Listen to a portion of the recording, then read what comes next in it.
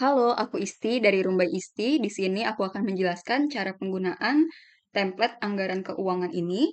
Di sini ada 12 bulan untuk template anggaran bulanan. Kemudian ada kalender acara, dashboard tahunan, akun bank, tabungan, pelacakan utang, dan juga transaksi. Sebenarnya untuk informasi yang akan aku sampaikan melalui video sama dengan yang sudah tertulis di sini, seperti itu. Jadi kalau teman-teman ingin membaca lebih lanjut, juga bisa langsung di bagian cara penggunaan template ini. Kita mulai terlebih dahulu dari pengaturan. Di sini teman-teman bisa isi untuk simbol mata uangnya. Aku pakai rupiah. Kemudian jika teman-teman memiliki saldo awal sebelum menggunakan template ini, bisa masukkan jumlah saldonya seperti itu. Kemudian masukkan juga akun banknya teman-teman. Misalnya teman-teman juga menggunakan virtual account kayak ShopeePay, terus Genius, dan yang lainnya seperti itu bisa teman-teman masukkan sebelah sini. Selanjutnya di sini teman-teman bisa isikan kategori yang mungkin akan teman-teman selalu gunakan untuk template ini seperti itu.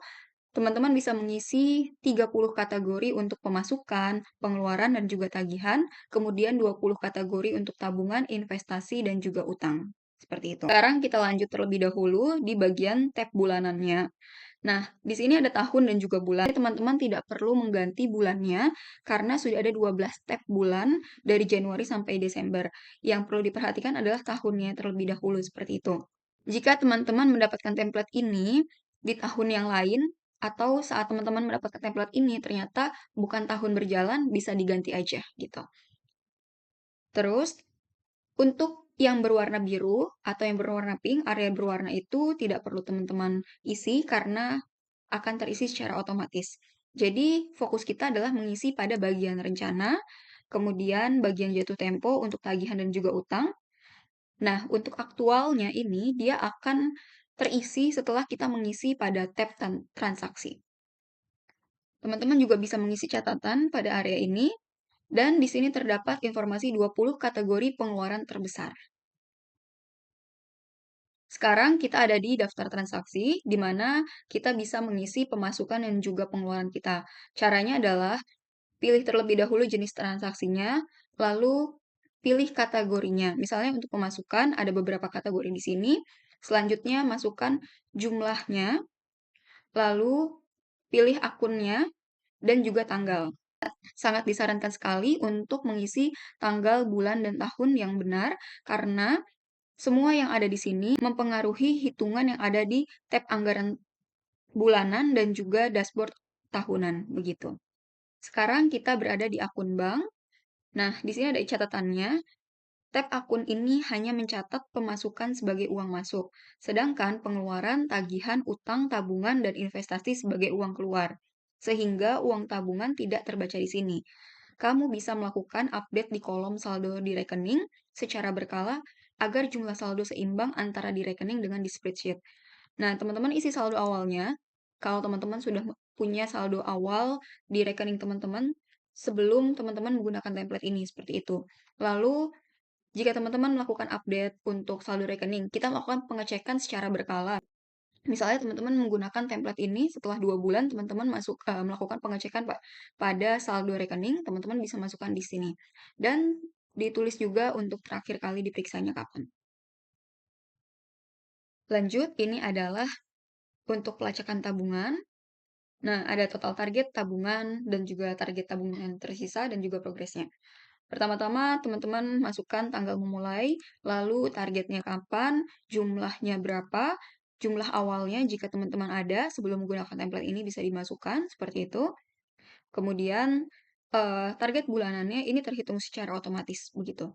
Dan di sini ada informasi catatannya, jika target tabungan tersisa berada di dalam tanda kurung seperti ini, atau minus seperti ini, artinya tabungan kamu sudah melebihi target. Karena untuk progresnya akan lebih dari 100%. Begitu. Lanjut lagi untuk pelacakan utang. Nah, di sini teman-teman ada informasinya terlebih dahulu ya. Catatannya adalah pelacakan utang ini masih menggunakan sistem manual, belum tersedia penghitungan sistem bunga, begitu. Jadi teman-teman cukup masukkan tanggal memulai, kira-kira jatuh temponya kapan, jumlah utangnya berapa, jika teman-teman sudah pernah melakukan pembayaran awal sebelum menggunakan template ini, seperti itu bisa dimasukin aja. Nanti utang terbayarnya akan terhitung secara otomatis dan juga sisa utangnya terhitung secara otomatis. Lalu ini adalah informasi cicilan bulanan, rumusnya adalah dari jumlah utangnya teman-teman, kemudian dibagi selama beberapa bulan seperti itu. Saat ini kita ada di dashboard tahunan. Nah, sama seperti di dashboard bulanan, di sini kita perhatikan terlebih dahulu untuk tahun laporannya.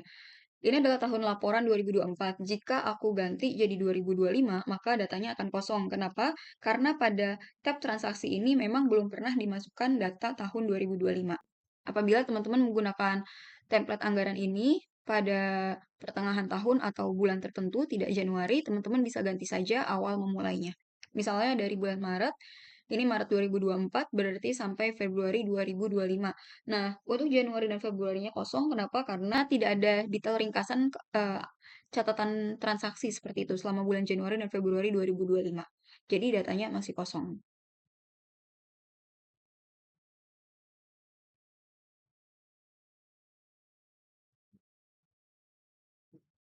Di sini juga terdapat ringkasan alokasi per bulan, kemudian juga ringkasan pemasukan per bulan, seperti itu. Jadi kurang lebih cara penggunaannya seperti itu. Kalau teman-teman tertarik dengan template ini, bisa cek link yang ada di deskripsi. Itu aja yang bisa aku sampaikan. Terima kasih.